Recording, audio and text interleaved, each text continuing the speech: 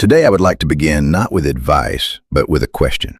What does it truly mean to start over when your life is already half written? For many women in their 50s and beyond, remarriage is not experienced as a romantic fantasy. It is experienced as a quiet negotiation with loneliness, with time, and with the accumulated weight of lived experience.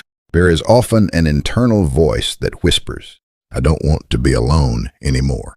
If I meet the right person, I can be happy again." These statements are not incorrect, but they are incomplete, because what is commonly called remarriage in midlife is not the continuation of love. It is the convergence of two fully formed lives. When we are young, marriage is an act of creation. Two individuals come together to build something, undefined, a shared future that remains open and flexible. But after 50, remarriage is fundamentally different. It is not creation, it is integration.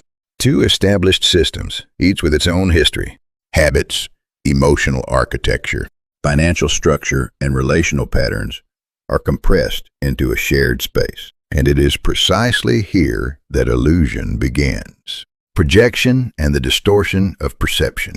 There is a profound insight found in the Tibetan Book of the Dead. Human beings do not simply perceive reality, they project it. Under conditions of fear or desire, the mind generates images that appear more hopeful, more stable, or more beautiful than reality itself. Once we mistake these projections for truth, we begin to suffer within illusions of our own making. Now consider what happens when loneliness intersects with opportunity. When someone enters your life during emotional vulnerability, perception is no longer neutral, it becomes amplified. A person may appear more stable than they are, kinder than they are, more capable of saving you than they truly can. This is not deception by the other person, it is projection by the self. And eventually, without exception, projection collides with reality. Patterns, not words, reveal the truth. This leads us to the most important question in midlife remarriage. Not, do I love this person? But rather, do I understand this person's life pattern? Human beings do not ultimately reveal themselves through words. They reveal themselves through patterns. Words can change. Attitudes can adjust. Behavior can be temporarily modified. But patterns, deeply ingrained behavioral algorithms, formed over decades, are remarkably resistant to change. This is especially true for patterns such as chronic jealousy, violence, addiction, compulsive gambling, deception. These are not surface-level habits. They are structural expressions of the psyche. Modern psychology describes them as conditioned behavioral loops, rooted in early development. Philosophically, they may be understood as momentum, the accumulated force of repeated action. A person does not simply possess a pattern, they live within it. And this brings us to a difficult but necessary truth. Marriage does not transform these patterns. It reveals them and often intensifies them. The structural nature of psychological traits. Jealousy, for example, is often mistaken for love. In reality, it is rooted in fear specifically, the fear of abandonment. The jealous individual does not seek connection. They seek control. And over time, control suffocates the relationship it was meant to secure. Aggression follows a similar logic. It is rarely just a temper. It is often a learned response, an internalized method of expression, formed in environments where anger was the only acceptable language.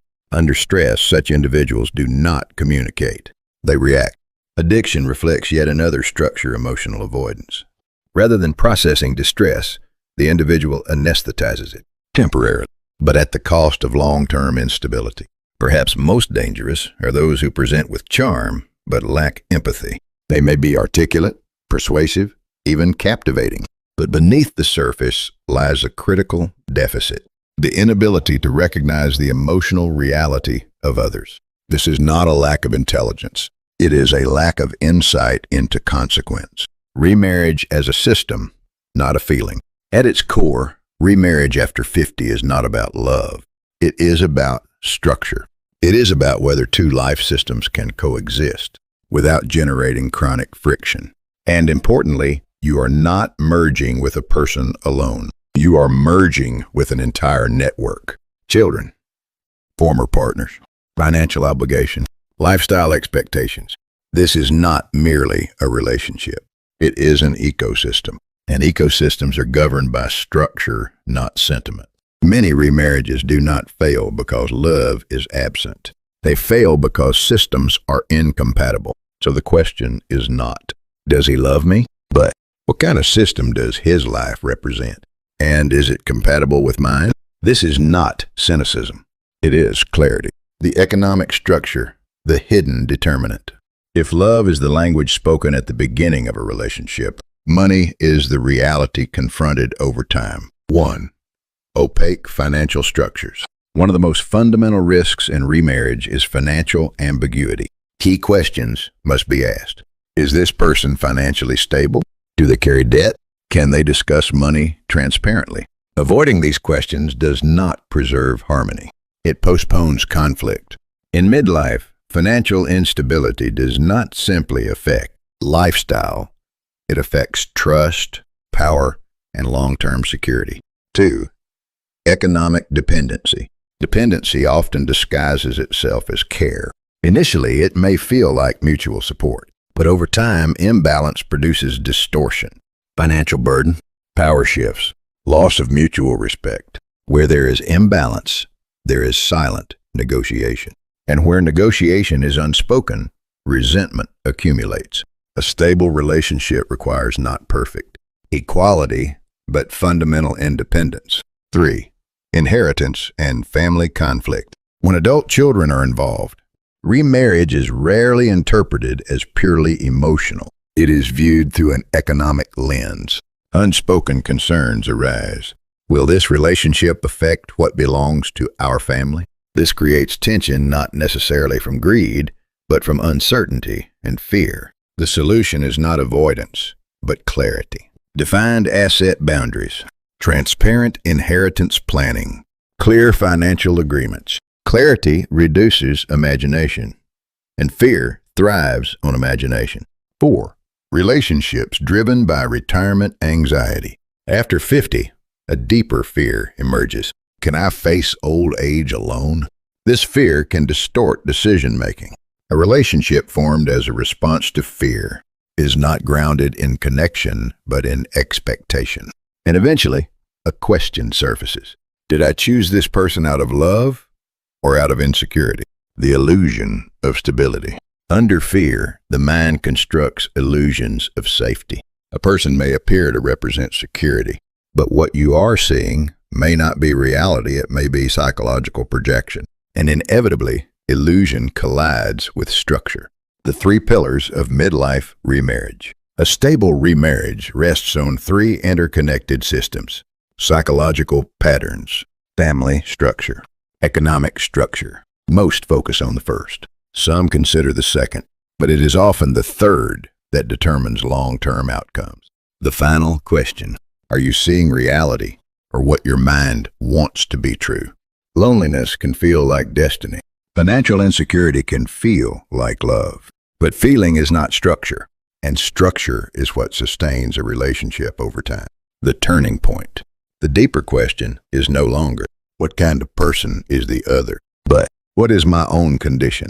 Am I choosing out of loneliness or readiness? Can I be at peace alone, or do I require someone else for stability? Because these answers do not merely influence the relationship, they define it. Closing. In our next discussion, we will examine a critical question. What conditions must a woman in her 50s meet before entering remarriage? Not how to find the right partner, but how to become ready for a healthy relationship. If this perspective has sharpened your thinking, even slightly, I invite you to continue this journey. Subscribe, share, and engage.